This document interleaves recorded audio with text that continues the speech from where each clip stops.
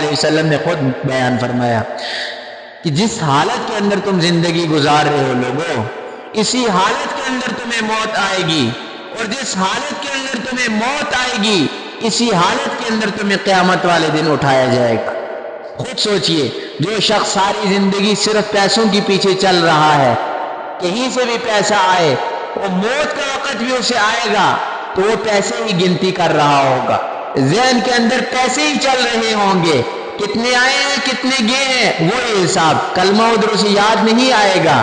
اور جو کسی کے پیچھے لگا ہوا ہے، ظلم کر رہا ہے کسی کے اوپر، موت بھی اسے اسی حالت کے اندر آئے گی۔ اور فرمایا فرشتے کہتے ہیں، فرشتے الزام دیتے ہیں، تانا دیتے ہیں، مذاق کرتے ہیں، کدھر بھاگ رہے ہو، آج جاؤ نظریہ اپنے اسی کام کی طرف۔ تو فرمایا وَمَسَاكِنُكُمْ، جاؤ اپنے گھروں کی طرف،